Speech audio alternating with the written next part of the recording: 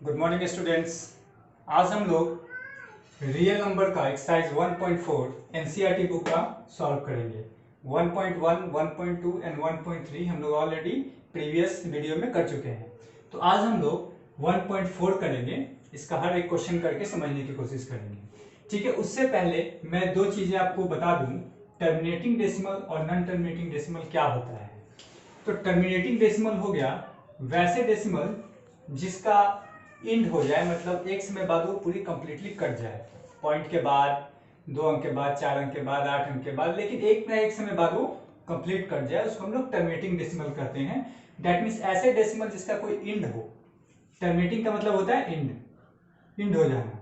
तो ऐसे डेसिमल जिनका इंड हो उसको टर्मिनेटिंग कहेंगे। और नॉन टर्मिनेटिंग जिसका कोई इंड ही ना हो, दैट मीन्स वो हमेशा पॉइंट के बाद आगे जाता जाएगा, जाता जाएगा, जाता जाएगा। अब हमारा जो ये क्वेश्चन है, इसमें कहता है कि ये क्वेश्चन दिया हुआ सपोज दैट, इसमें कहता है कि विदाउट डिवीजन। अब डिवीजन करके हम कितना तक देखेंगे कि टर्मिनेटिंग है या नहीं है। तो क्वेश्चन कहते हैं विदाउट डिवीजन हमें ये बताना है कि टर्मिनेटिंग है या नहीं है। तो कैसे हम फाइंड करेंगे विदाउट डिवीजन? तो उसके लिए क्या करना होता है, जो डिनोमिनेटर है, इसमें जो भी डिनोमिनेटर होगा उसका फैक्टर करेंगे और फैक्टर करके देखेंगे यदि उसका डिनोमिनेटर का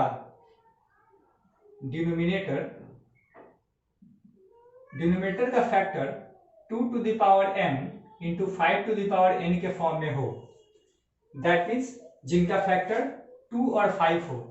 ओनली 2 भी चलेगा, कंडीशन देखते हैं, ओनली 2 भी होगा तभी चलेगा, ओनली 5 हो तब भी चलेगा, और बोथ 2 and 5 हो तब भी चलेगा। यानी इनके अलावा ये तीनों कंडीशन अगर हो डिनोमिनेटर का फैक्टर करने के बाद, या तो सिर्फ 2 5 आए, या सिर्फ 2 आए, या सिर्फ 5 आए, तो हम कह सकते हैं कि जो हमारा डेसिमल है वो टर्मिनेटिंग डेसिमल है। क्लियर? और नॉन टर्मिनेटिंग डेसिमल क्या होगा?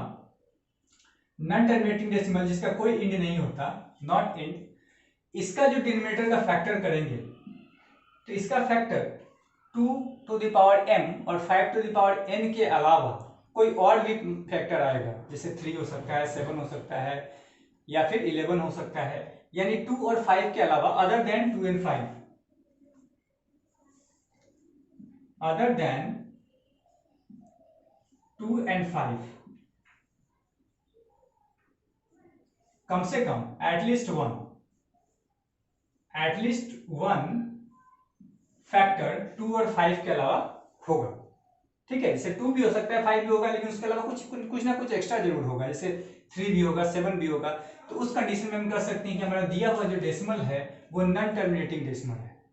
ठीक है, तो अब हम लोग स्टार्ट करते हैं क्वेश्चन बनाने का। ये देखिए पहला क्वेश्चन है, इसमें दिया हुआ है 13/3125, ये बताना है टर्मिनेटिंग होगा या नहीं होगा। तो हम क्या करेंगे, इसका डिनोमिनेटर का फैक्टर करेंगे।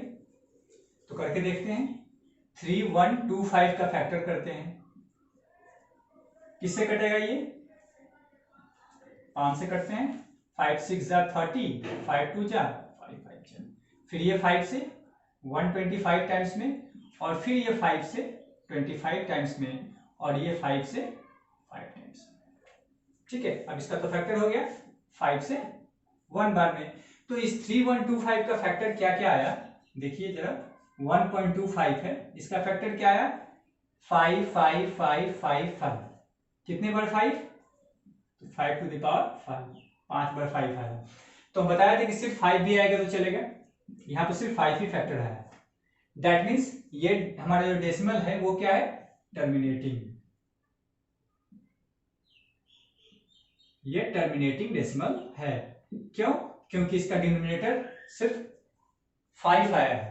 ठीक है, और सिर्फ 5 आए, सिर्फ 2 आए, और 2 और 5 दोनों भी आए, तो इन तीनों कंडीशन में टर्मिनेटिंग होता है। दैट मीन्स ये डेसिमल हमारा टर्मिनेटिंग है। विदाउट डिवीजन हम बता दिए इजीली। उसी तरीके से इनको भी करना है। 10 क्वेश्चन करीब दिए हुए हैं बुक में, 2-3 हम लोग करते हैं, इसमें भी क्या करेंगे। लेकिन एक चीज और ध्यान देना है आप लोग को, इस क्वेश्चन में थोड़ा ट्विस्ट है, इसलिए मैंने दिया है। इसमें ट्विस्ट क्या है, तो पहले अगर हमें कट करना होता है, अगर कट हो रहा है तो कट कर देंगे, उसके बाद फैक्टराइज करेंगे। ऐसा नहीं कि 50 से स्टार्ट कर दिया फैक्टर करना, पहले हम इसको कट करेंगे। जैसे 35 है, ये 50 है, ये कट हो रहा है 5 से, तो 5 से 7 टाइम्स में कट किया, 5 से 10 टाइम्स में कट किया। अब ये 7/10 हो गया। अब इसमें 10 को फैक्टर करेंगे। 10 का फैक्टर क्या होगा, 2 से 5 टाइम्स में और 5 से 1 बार में। तो इसका फैक्टर क्या है 10 का, 2 to the power 1 into 5 to the power 1। तो ये 2 to the power m into 5 to the power n के फॉर्म में है। डेट मीन्स ये भी हमारा टर्मिनेटिंग है, ये एक टर्मिनेटिंग डेसिमल हो गया। अब क्वेश्चन 10 देख लेते हैं। 10 में 77/210, तो यहां भी हम लोग डायरेक्ट 210 का फैक्टर करना स्टार्ट नहीं कर देंगे। यहाँ कट हो रहा है 7 से, तो पहले 7 से हम कट करेंगे इसको। 7 से 11 टाइम्स में, 7 से 30 टाइम्स में, ये हो गया 11/30। अब 30 का फैक्टर करेंगे। 30 का फैक्टर किया, 2 से 15, फिर 3 से 5, फिर 5 से 1 बार में। तो 30 का फैक्टर क्या आ गया, 2 इंटू 3 इंटू 5। यहाँ पे हम क्या देखते हैं कि 3 जो है वो 2 और 5 के अलावा एक एक्स्ट्रा फैक्टर आ गया। तो इस कंडीशन में क्या होगा, नॉन टर्मिनेटिंग डेसिमल। हमने बताया था टर्मिनेटिंग के लिए तो 2 और 5 ही होना चाहिए था, बट यहाँ पे 3 भी आ गया ना, इसका मतलब ये नॉन टर्मिनेटिंग डेसिमल हो गया। ये जो हमारा फैक्टर आया वो 2 to the power m into 5 to the power n के फॉर्म में नहीं है। Hence it is non terminating, non terminating decimal. Clear हो गया। पहला क्वेश्चन में बस यही करना है, डिनोमिनेटर का फैक्टर करना है। कट होता है तो कट करने के बाद फैक्टर करेंगे। 2 और 5 आए तो टर्मिनेटिंग, अदरवाइज 2 और 5 के अलावा कोई दूसरा फैक्टर आ गया तो नॉन टर्मिनेटिंग। क्लियर। अब हम लोग क्वेश्चन नंबर 2 करेंगे। Question number 2, write down decimal expression of the terminating decimal. जो क्वेश्चन नंबर 1 में जो क्वेश्चन दिए हुए थे उसमें जो टर्मिनेटिंग है, टर्मिनेटिंग और नॉन टर्मिनेटिंग हम लोग फाइंड कर चुके हैं उसमें, तो जो भी टर्मिनेटिंग डेसिमल है उसका हमें डेसिमल एक्सप्रेशन लिखना है। तो डेसिमल एक्सप्रेशन लिखने के लिए हमें डिवाइड करना होगा। तो सपोज दैट ये क्वेश्चन नंबर 2 का सेकंड है 17/8। यहाँ 8 का अगर हम लोग फैक्टर करते हैं तो क्या आएगा, 2 से 2, 2 से 1 बार में, यानी 8 का फैक्टर आया 2 के पावर 3। तो ये तो टर्मिनेटिंग डेसिमल हो गया। तो ये हमारा टर्मिनेटिंग डेसिमल है। तो टर्मिनेटिंग डेसिमल जब होगा तो इसका हमें डेसिमल एक्सप्रेशन भी निकालना है। तो हम क्या करेंगे, 8 से डिवाइड करेंगे 17 में, लॉन्ग डिवीजन मेथड से, कोई दिक्कत। 8 2 जा 16, 1 बचा, फिर पॉइंट लगाएंगे, 0 देंगे। 8 1 जा 8, 2 पॉइंट लगाया, फिर 0 दिया, पॉइंट लगा हुआ है। तो 8 2 जा 16, 4 पॉइंट लगा है, 1 0 अपने आप आएगा। 8 5 जा 40, तो ये इसका डेसिमल एक्सप्रेशन हो गया। बहुत ही आसान है। 17/8 का डेसिमल एक्सप्रेशन क्या हो गया, 2.125। यही आंसर हो गया। सिंपल सा डिवीजन करना है। अब हम लोग क्वेश्चन नंबर 8 भी देख लेते हैं। 6/15। अगर हम लोग ऐसे देखें इसको सिंपली, अगर सपोज दैट हम विदाउट डिवीजन, बताया था अभी कि विदाउट डिवीजन किए हुए हमें फैक्टर नहीं करना है। अगर कटता है तो फिर डिवाइड कर लेंगे, अदरवाइज गलत हो जाएगा हमारा।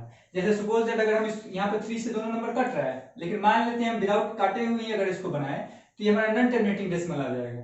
क्यों, क्योंकि 15 का फैक्टर 3 और 5 होता है, और मैं बताया था 2 और 5 के अलावा कुछ नहीं होना चाहिए, लेकिन यहाँ पे 3 भी हो जा रहा है। लेकिन ये है टर्मिनेटिंग, कैसे, इसको केवल कट कर देंगे, 3 से 2 बार में, 3 से 5 बार में। ये 2/5 हो गया। 2/5 डिनोमिनेटर का फैक्टर 5 है, दैट मींस ये टर्मिनेटिंग है। ठीक है, इसलिए मैं बताया था पहले कि पहले अगर कट हो रहा हो न्यूमरेटर डिनोमिनेटर तो उसको कट कर लेंगे, उसके बाद डिनोमिनेटर का फैक्टर निकालेंगे। अब यहाँ पे ये टर्मिनेटिंग डेसिमल है तो इसका डेसिमल एक्सप्रेशन भी लिखना है। तो 5 से 2 को डिवाइड करेंगे, सिंपल डिवीजन है। 2 से 5 को डिवाइड करना है, तो चूंकि 2 डिवाइड नहीं होगा तो पॉइंट लगाएंगे, तो एक 0 आ जाएगा। 5 4 जा 20, कट गया। दैट मीन्स 6/15 का डेसिमल एक्सप्रेशन क्या होगा, 0.4। ये आंसर हो गया। क्लियर। ये था क्वेश्चन नंबर 2। अब हम लोग लास्ट क्वेश्चन नंबर 3 करने वाले हैं। तो 3 है क्वेश्चन, तो इससे बड़ा है, मैंने शॉर्ट में लिखा है उसका मीनिंग। हमें फाइंड करना, 3 क्वेश्चन दिया हुआ है थर्ड में, और हमें फाइंड करना है कि ये रेशनल नंबर है कि नहीं है, हमें ये बताना है। तो रेशनल नंबर होने के लिए, रेशनल नंबर किसे कहते हैं, जो p/q के फॉर्म में हो या उसमें उसको कन्वर्ट कर सकें। तो रेशनल नंबर के लिए दो चीजें होना चाहिए, या तो वो पी बाई क्यू के फॉर्म में हो, दैट मीन्स वो टर्मिनेटिंग हो, या तो वो टर्मिनेटिंग हो, टर्मिनेटिंग डेसिमल हो, या फिर अगर टर्मिनेटिंग नहीं है तो रिपीटिंग हो, दैट मीन्स सेम ही नंबर बार बार एक इंटरवल पे रिपीट करे, तो रिपीटिंग हो, रिपीटिंग डेसिमल हो। ठीक है, तो अगर रिपीटिंग हो या टर्मिनेटिंग हो, दोनों ही कंडीशन में वो रेशनल होता है।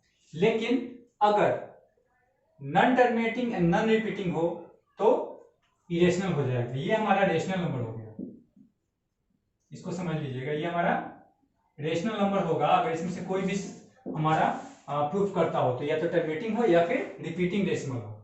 लेकिन अगर नॉन रिपीटिंग